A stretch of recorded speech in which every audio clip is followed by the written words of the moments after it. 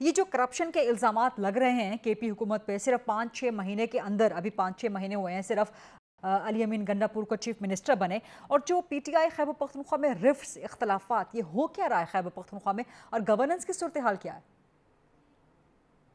जी बिल्कुल, आपने सबसे पहले तो बहुत शुक्रिया गरीना साहिबा। आपने जो बात की है आतिफ वगैरह की, ये तो कोर कमेटी से इनको अलहदा किया गया है। हमारे यहाँ जो काबीना में करप्शन के इल्जामात के ऊपर था वो शकील खान थे। बुनियादी तौर पर चीज ये है कि खैबर पख्तूनख्वा में कुछ अरसे से हम ये देख रहे हैं कि जब से बनी, पहले तो कुछ एक आध माह सुकून रहा, अगरचे उनको जब जाहिर है ये गति नहीं मिली तो अंदर ही अंदर एक लावा तो पक रहा था, जो आहिस्ता आहिस्ता आप देखते हैं कि अब तनाजात की शक्ल में सामने आ रहा है। ये अगर आप देखें तो बुनियादी तौर पर है सारी की सारी ओहदों की तकसीम के ऊपर लड़ाई, ठीक। लेकिन इसको कभी कौन सी शक्ल दे दी जाती है तो कभी कौन सी शक्ल दी जाती है। अब जो तनाजा शुरू हुआ था कि जिसमें शकील खान को अलहदा भी करना पड़ा काबीना से, उनसे वो कहते हैं कि मैंने इस्तीफा दिया है, लेकिन वजीर आला साहब का मौकफ है और हुकूमत का कि उनको डी नोटिफाई किया गया है। जी। बहरहाल तनाजा यहाँ से शुरू हुआ कि इनका जो एक व्हाट्सएप ग्रुप है उसके अंदर इन लोगों की आपस में बहस मुबाहिसा हुआ कि काबीना में ये जो बात करते हैं कि मुख्तलिफ ओहदों पर जो लोग इस वक्त हैं या वोजरा हैं, वहां पे और महकमों में करप्शन हो रही है। कुछ लोगों ने एतराज उठाया, वजीर आला साहब को उसमें डायरेक्ट ब्लेम किया गया, उनके भाई को डायरेक्ट ब्लेम किया गया, जिसकी जाहिर है वजीर आला साहब ये बात कहाँ सुन सकते थे, और उनके भी अपने दलाइल थे, अपना मौकफ था कि ये ठीक। उनके ऊपर इल्जाम लगाया जाता है और वो जब सबूत मांगते हैं तो कोई सबूत नहीं दे पाता। तो वो जो एक तलखी हुई उस व्हाट्सएप ग्रुप में, उसका नतीजा ने ये निकला कि बात गाली गलौज तक पहुंच गई। और जराए बताते हैं कि उसी रात को इन्होंने कहा कि एक ने कहा कि मैं इस्तीफा दे दूंगा, दूसरे ने कहा कि तुम क्या इस्तीफा दोगे, मैंने तो आपको डी नोटिफाई किया है। तो बुनियादी तौर पर ये एक लड़ाई हुई और सुबह फिर मीडिया ने देखा कि जनाब ये गवर्नर साहब के पास उनकी डी नोटिफिकेशन का आर्डर चला जाता है और इधर से ये मीडिया को अपना इस्तीफा दिखा देते हैं। लेकिन साथ ही साथ जो शकील ने एक और काम किया वो ये किया कि उन्होंने जो एक फैक्ट फाइंडिंग चीज आप कहें या एक रिपोर्ट थी अपनी तरफ से बना के गवर्नमेंट को भेजी थी और फैक्ट फाइंडिंग कमेटी को इनफैक्ट भेजी थी, वो उन्होंने मीडिया को के कुछ जराये को रिलीज कर दी और जाहिर है हमारे पास भी वो चीज आ गई।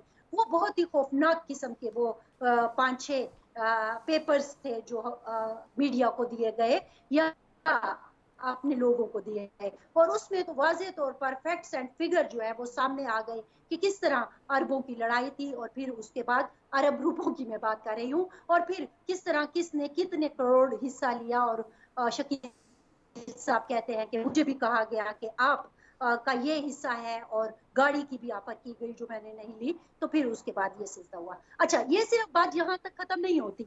अब आपने देखा कि आज तो हम सुन रहे हैं और जाहिर है खबर भी आ गई है मीडिया पर कि काबीना में भी रद्दोबदल कर दिया गया है और उसका नोटिफिकेशन शायद जब तक आपका ये प्रोग्राम आने आ जाए तो वो रिलीज भी हो जाए।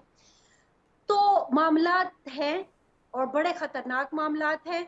अगरचे वजीर, अच्छा हाँ, एक ये भी बात हुई कि वजीर आला को जब ये बात पहुंची कि मेरे खिलाफ एक ग्रुप बन रहा है तो फिर उन्होंने कहा कि आप मुझे हल्फनामे देंगे, तो कुछ लोगों ने वो हल्फनामा देने से इनकार कर दिया, तो उनके खिलाफ एक बाकायदा टसल जो है वो शुरू हो गई।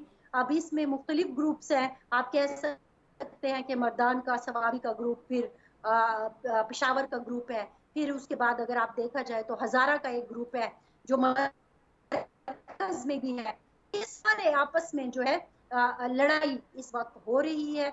और अगर मुझे ये कहने में कोई मेरी हिचकिचाहट नहीं है कि ये बुनियादी तौर पर इख्तियारात की लड़ाई है। वो लोग जिन्होंने समझा था ठीक वो है। काबीना का फरजाना, हिस्सा आप कह रही होंगे हैं कि वो नहीं थे। बुनियादी तौर पे केपी में इख्तियारात की लड़ाई है, इख्तियारात की जंग है, लेकिन जो करप्शन के इल्जामात लग रहे हैं चीफ मिनिस्टर पे, उनके भाई को लेके, इनमें कितनी हकीकत है और गवर्नेंस की सूरत हाल, इसको जरा हाईलाइट करें केपी में।